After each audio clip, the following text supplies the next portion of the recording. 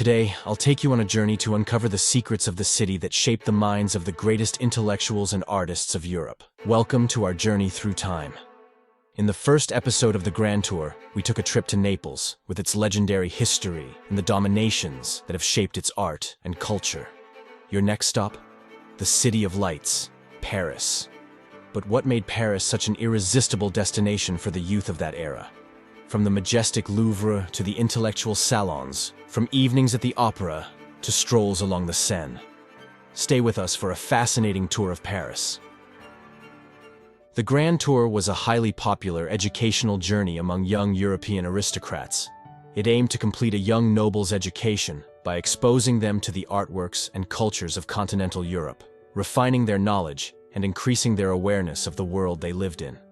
During the journey, Paris was much more than just a city to visit. It was the vibrant heart of European culture and enlightenment. British aristocrats and others from across Europe flocked to Paris to immerse themselves in an environment brimming with artistic, literary, and scientific innovations.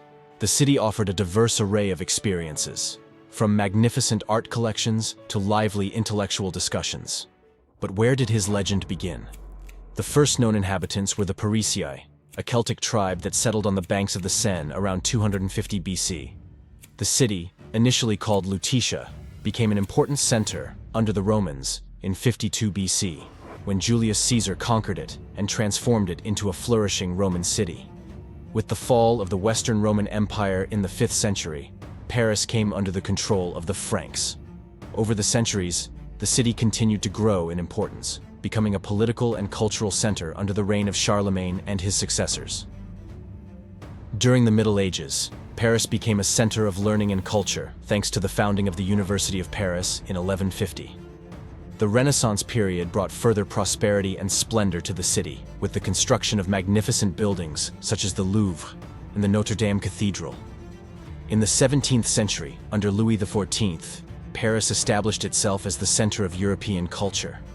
By the time the Grand Tour began in the 17th century, Paris was already a dynamic and cosmopolitan city, rich in history and traditions, ready to welcome young aristocrats in search of knowledge and inspiration. Now that we know the main historical moments of the city, we can start with the major attractions of Paris. One of the focal points of the Grand Tour in Paris was the Louvre, then a royal palace before becoming the museum we know today. Aristocrats visited the Louvre to admire collections of classical and Renaissance art, which were essential to their artistic education. Here, they could study works by Italian masters like Leonardo da Vinci and Raphael. The Louvre's vast and varied collection offered a unique opportunity for young travelers to immerse themselves in the artistic heritage of Europe. Some of the most important works that Grand Tour travelers would have seen include Mona Lisa by Leonardo da Vinci, perhaps the most famous painting in the world, renowned for its enigmatic smile. Winged Victory of Samothrace, a Hellenistic sculpture of the Greek goddess Nike, notable for its dynamic movement and intricate drapery. Liberty Leading the People by Eugène Delacroix, a powerful depiction of the French Revolution, symbolizing the fight for freedom and democracy. The Coronation of Napoleon by Jacques-Louis David, a grand and detailed portrayal of Napoleon's coronation ceremony. In case you missed it, I've already covered the top 10 things to see at the Louvre in a previous video. Be sure to check it out for a deeper dive into the museum's must-see highlights. The Tuileries Garden is a magnificent French-style garden, crafted in the 17th century by architect André Le Nôtre. As Paris's oldest garden, it ranks among the city's most visited sites. While relatively small, it is richly adorned with magnificent groups of allegorical statues, significant for their historical and artistic importance. Some of these sculptures were crafted by renowned artists such as Rodin, Giacometti, and Jean Dubuffet. Today, the western part of the garden houses two museums: the Galerie Nationale du Jeu de Paume, an exhibition space dedicated to contemporary art and photography, and the Musée de l'Orangerie, showcasing Impressionist and post-Impressionist paintings by artists like Cézanne, Monet, Picasso, and Renoir. Notre-Dame Cathedral stands as a magnificent example of Gothic architecture, captivating visitors with its awe-inspiring beauty and historical significance. It has long been a must-visit destination for those seeking to marvel at its intricate stained glass windows and elaborate sculptures. The cathedral's iconic facade, adorned with delicate stone carvings and towering spires, commands attention from all who behold it.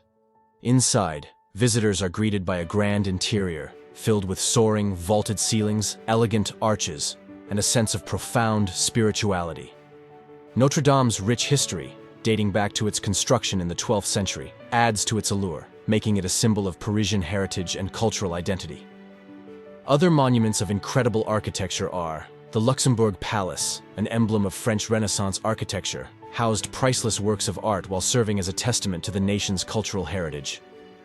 Les Invalides, a renowned architectural complex, is distinguished by its gilded dome and the final resting place of Napoleon Bonaparte.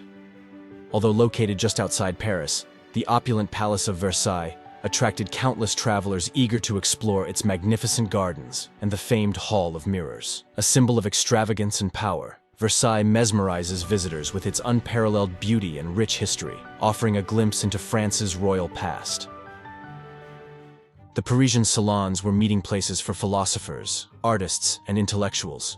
Figures like Voltaire and Diderot animated these gatherings with discussions on philosophy, politics, and art.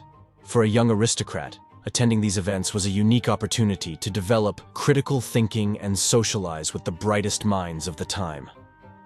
Although the original salons have disappeared, the spirit of intellectual discussion and cultural exchange continues in Paris today. Here are a few places where you can still experience the ambiance of those historical salons.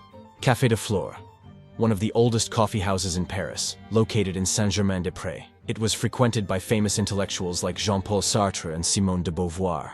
Les Deux Magots. This café was a favorite of literary figures such as Ernest Hemingway, Albert Camus, and Pablo Picasso.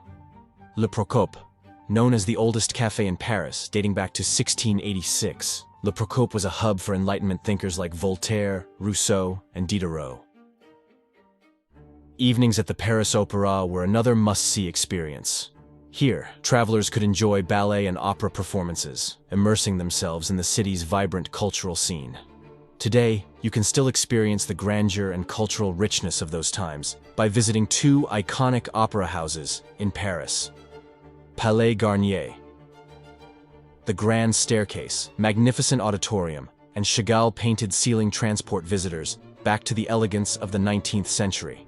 Attending a performance of opera or ballet allows you to step into the shoes of the aristocrats who once frequented this venue. Opera Bastille. Opened in 1989, this modern opera house complements the historical Palais Garnier. While more contemporary, it continues the tradition of high-quality performances and remains an integral part of Paris's cultural life. Strolling along the Seine was a daily activity for aristocrats visiting Paris. This picturesque river offered breathtaking views of the city, passing by iconic monuments like Notre-Dame and the Pont Neuf. These walks were moments of reflection and contemplation, where young travelers could absorb the unique atmosphere of Paris. So, there you have it, a glimpse into what made Paris a fundamental stop on the Grand Tour, a city offering an infinite variety of cultural, artistic, and intellectual experiences. If you enjoyed this video, don't forget to like, subscribe to the channel, and turn on notifications so you don't miss the next episodes of our journey through the history of art.